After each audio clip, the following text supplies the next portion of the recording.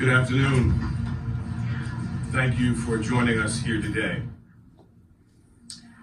Earlier this afternoon, Donald Trump was arraigned on a New York Supreme Court indictment returned by a Manhattan grand jury on 34 felony counts of falsifying business records in the first degree.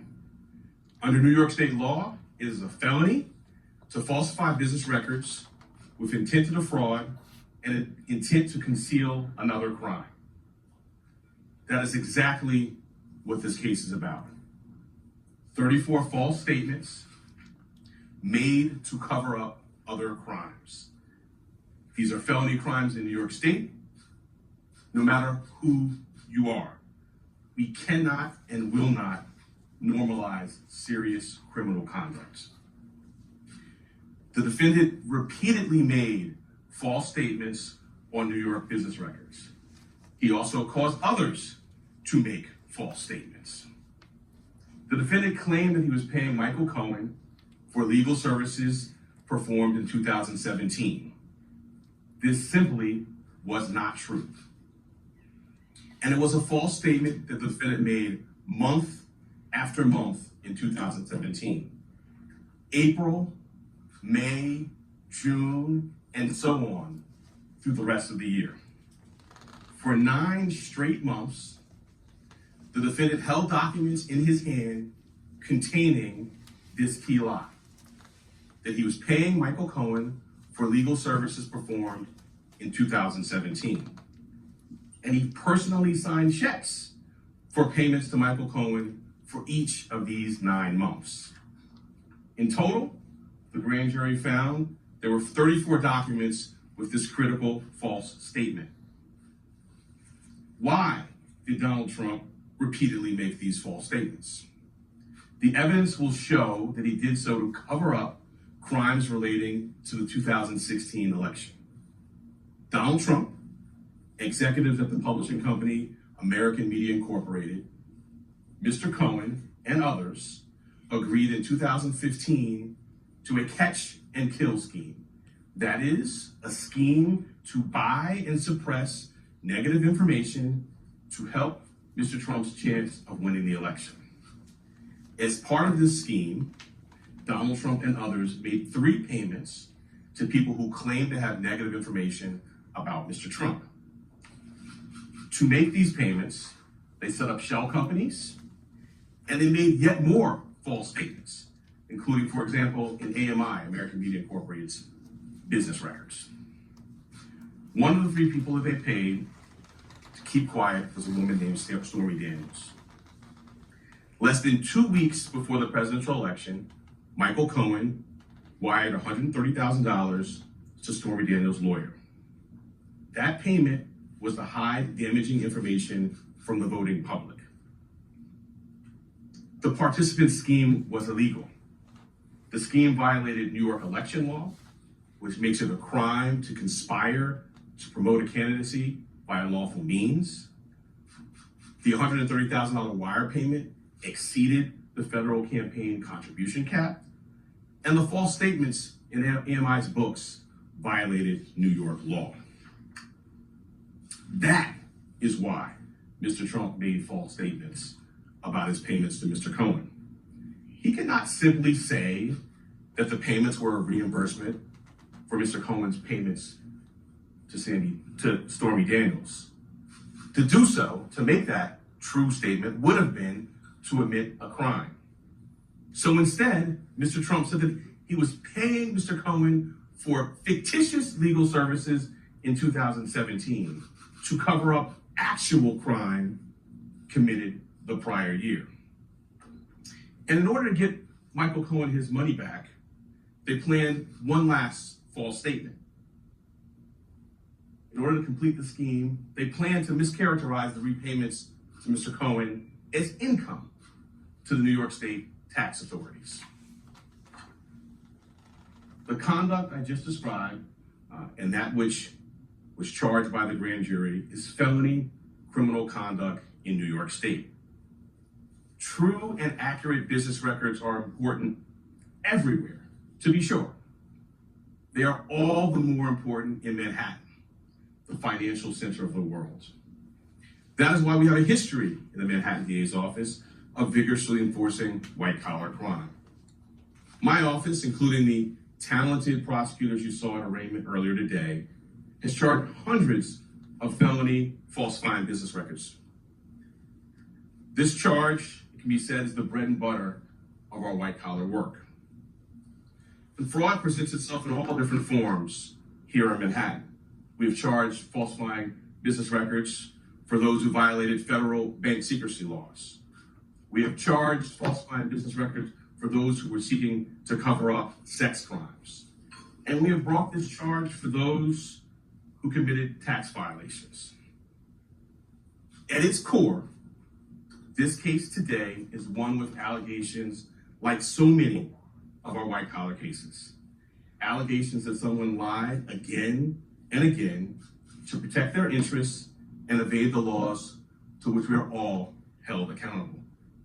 As this office has done time and time again, we today uphold our solemn responsibility to ensure that everyone stands equal before the law. No amount of money and no amount of power changes that enduring American principle. I'll now take questions.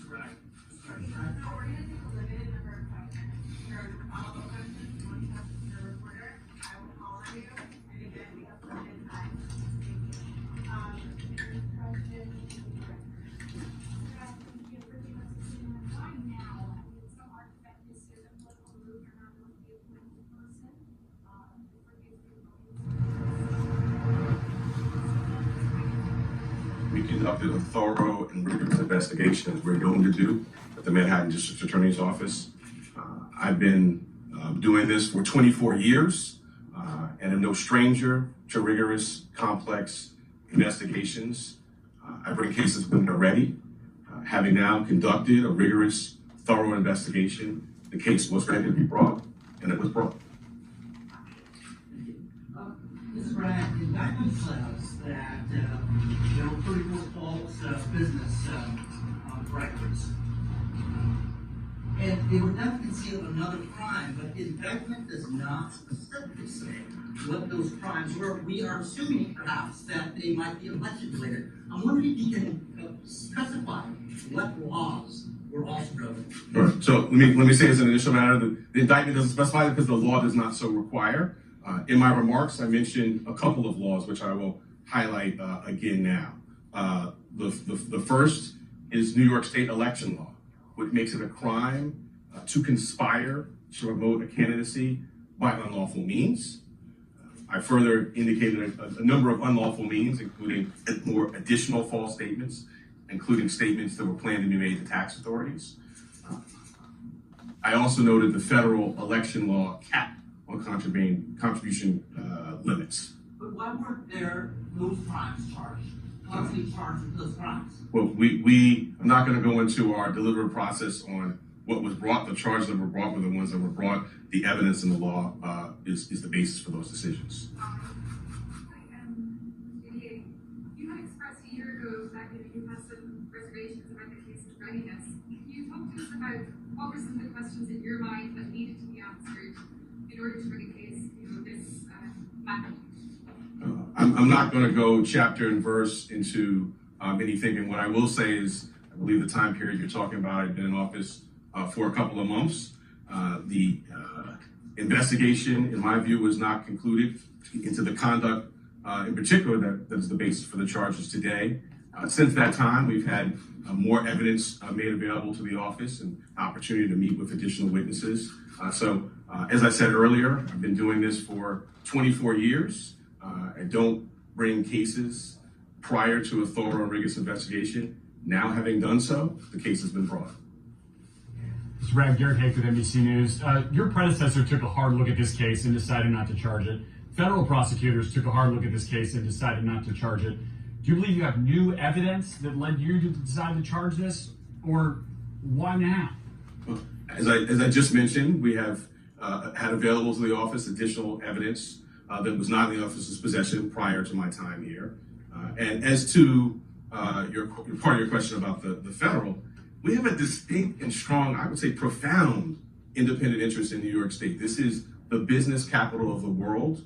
We regularly do cases involving false business statements.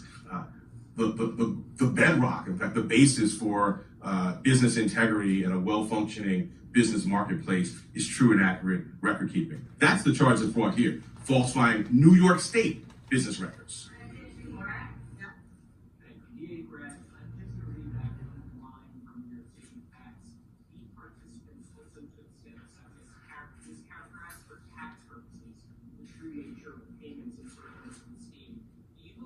Former President Trump was one of the participants who mischaracterized the payments for tax purposes. I'm not going to go beyond the plain language statement of fact. I think speaks for itself.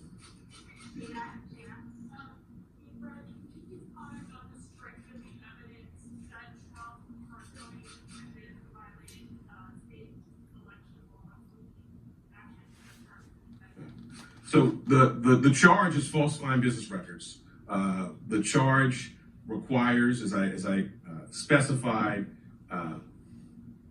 criminal conduct that was concealed. One of the concealed crimes we allege is New York State election law.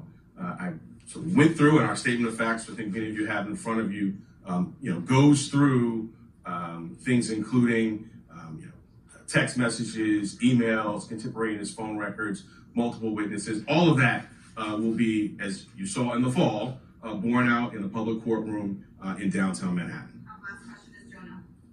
Yeah, Brad, charges that are related to the money payments for related to the release from your office also mentions another woman, Karen McDougal, as well as informant. Can you comment on how those players are related to the charges you've brought to the case overall?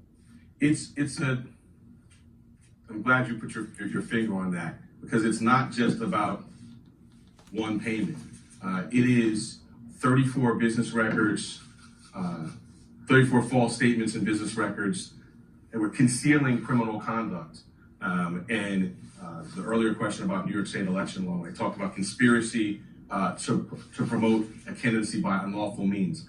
Those unlawful means, we allege, include the conduct set forth in the statement of facts, which is additional false statements separate and apart from the charged ones in AMI documents, planned false statements to taxing authorities. It is not just that one $130,000 wire payment. Thanks so much. Any comment about any incitement of violence by former president? At what point do you think that